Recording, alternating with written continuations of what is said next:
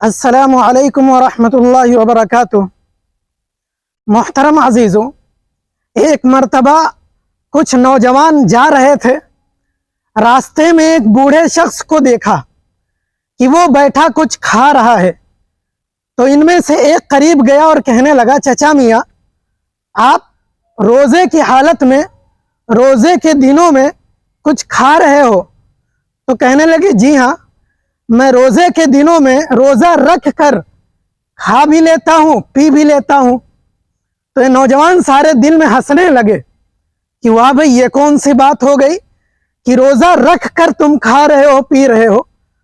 تو یہ چچا میاں کہنے لگے، جی ہاں، میں روزہ رکھ کر کھاتا بھی ہوں، پیتا بھی ہوں، مگر میں چوری نہیں کرتا، میں کسی کا دل نہیں دکھاتا، میں کسی کو تکلیف نہیں دیتا، میں کسی سے وعدہ خلافی نہیں کرتا، میں کسی سے بدنظری نہیں کرتا، میں امانت میں خیانت نہیں کرتا، اور میں اپنا کام بڑے فرائض اور بڑی دیانتداری کے ساتھ ادا کرتا ہوں۔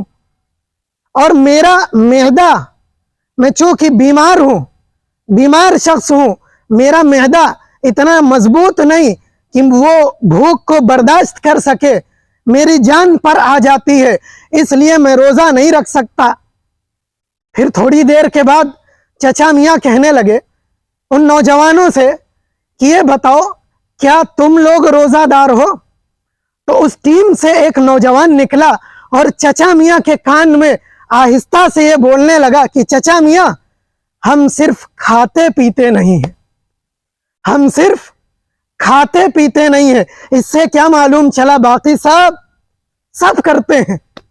یہی حال کچھ ہمارا ہے کہ روزہ رکھ کر ہم جھوٹ بھی بول رہے ہیں، ہم دھوکہ بھی دے رہے ہیں، ہم امانتوں میں خیانت بھی کر رہے ہیں، ہم ناپ تول میں کمی بھی کر رہے ہیں، ہم بدنظری بھی کر رہے ہیں، ذہنی خیالات، دماغ الٹا سیدھا لگا رہے ہیں، گالیاں بک رہے ہیں، زبان کو گندا کر رہے ہیں، نمازیں چھوڑ رہے ہیں، یہ سب کچھ کر رہے ہیں، تو ہمارے روزے کا کیا بنے گا؟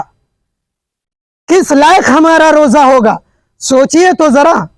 اس لیے کیا کہا کہ ہم صرف روزہ رکھتے ہیں تو پھر اس میں کھاتے پیتے نہیں ہیں، باقی سب۔ تو میرے عزیزوں، اس کو سمجھنا ہے۔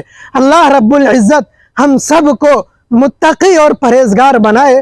وآخر دعوانا ان الحمد للہ رب العالمین۔